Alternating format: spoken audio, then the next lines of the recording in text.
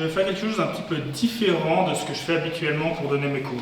Habituellement, en termes de pédagogie, je vais montrer des positions et des attaques, ainsi que la finalisation bien avant de montrer les défenses.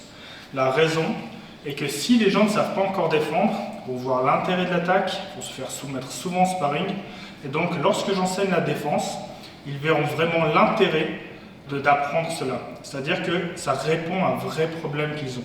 Si j'enseigne une défense de soumission que mes élèves ne connaissent pas et n'ont jamais été soumis par cette soumission, ils verront beaucoup moins l'intérêt d'apprendre une défense. Donc j'insiste généralement longtemps et plusieurs semaines sur une attaque avant de montrer la défense. Là, on va faire l'inverse. Je vais quand même montrer une des défenses du hachis maintenant pour que vous puissiez quand même contrer cette défense et rester dangereux, même si votre adversaire a certaines bases pour défendre. Si je prends donc mon adversaire qui a pris un hachis, il se retrouve avec ses jambes à l'intérieur. Là, il y a plusieurs types de défenses qui ne marchent pas, notamment celles qui sont inspirées du gi, où il va essayer d'agripper notre adversaire et le tirer pour l'empêcher de poster.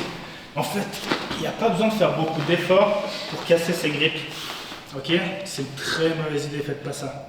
Faites ça éventuellement pour gagner quelques secondes, pour vous repositionner. C'est pas une vraie défense. Ok? C'est un peu une blague, mais vous avez 1000 manières de vous faire gicler et de finir avec votre jambe isolée. Vous, ce que vous voulez, c'est tout de suite lui empêcher d'avoir cet angle. Lui empêcher, lorsque son belly down arrive, de pouvoir mettre toute la pression et de pouvoir revenir sur la cheville.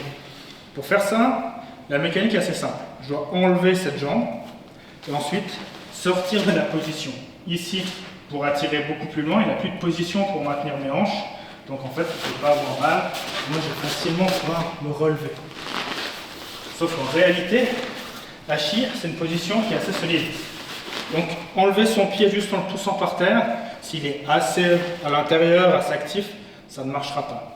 La combine, c'est un petit peu un foot fétiche. C'est de venir vraiment saisir avec la paume de ma main derrière ses orteils. Je viens chercher vraiment le sommet du pied avec la paume ici et je viens la pousser vers l'avant.